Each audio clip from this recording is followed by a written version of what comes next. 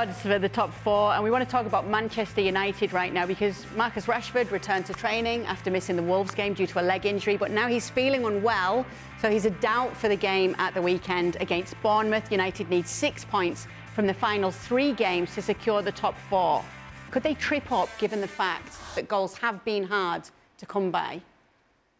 No, this one's quite simple for me, even though United haven't been in sparkling form as the season sort of comes towards its climax, is Bournemouth are safe.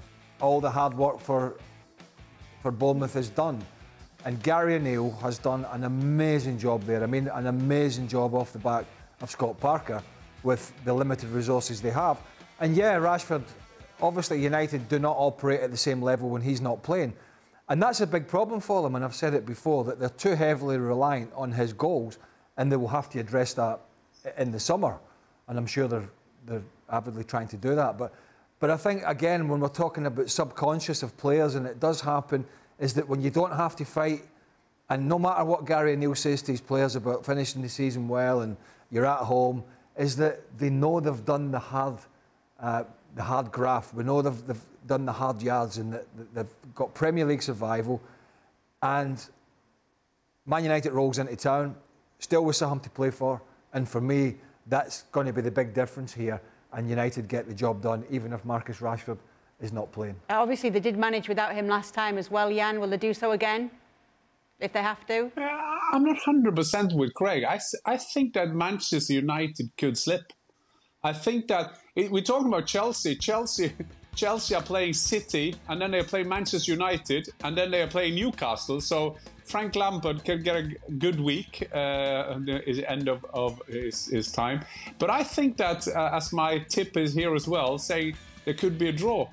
And Frank, my friend, is even saying that Bournemouth can win. So I think that Liverpool could catch them. I got a feeling that that could happen. Frank, you're going for a Bournemouth win here.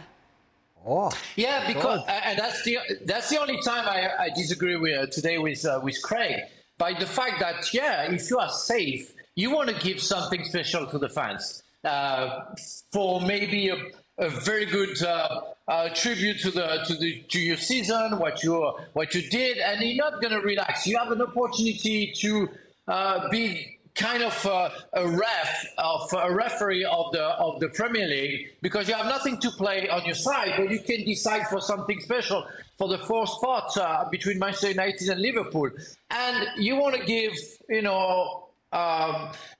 maybe something, a good image of your club, saying, okay, we have nothing else to play, we fought hard, to be safe, but we want to show to the world that we are a team with pride, and we're going to play at home, and we're going to show to Manchester United that if they think like Craig, like because we are safe, we're not going to fight, they're going to be wrong. They play without Rashford. We know that spirit-wise, Manchester United sometimes have been kind of weak this season, and they can be surprised if they really think that it's going to be an easy game for them.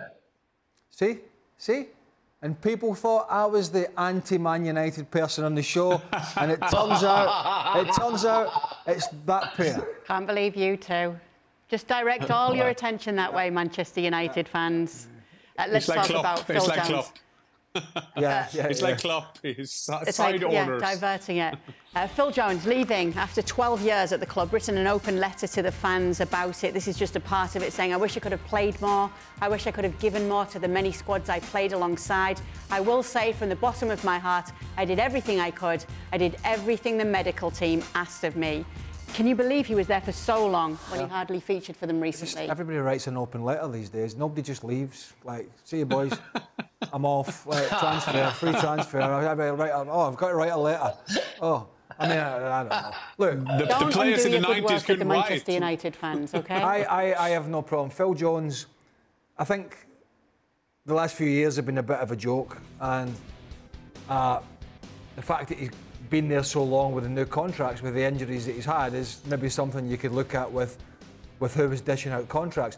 But I remember when he went there as a youngster, because I was still broadcasting in the UK at the time, and he was from Blackburn. He was a terrific defender. I mean, he was all heart, all invested.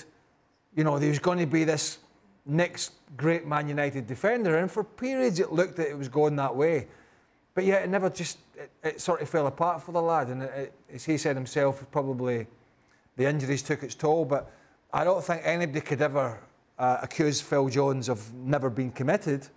I think you can accuse him of not being available a lot of times, but that's not necessarily always a player's fault. But when Sir Alex Ferguson signed him with the hope that he was going to be, and don't forget he's an England international, but he hoped he was going to be something that unfortunately he never turned out to be. And that's a shame. But to think he's been there as long is quite incredible.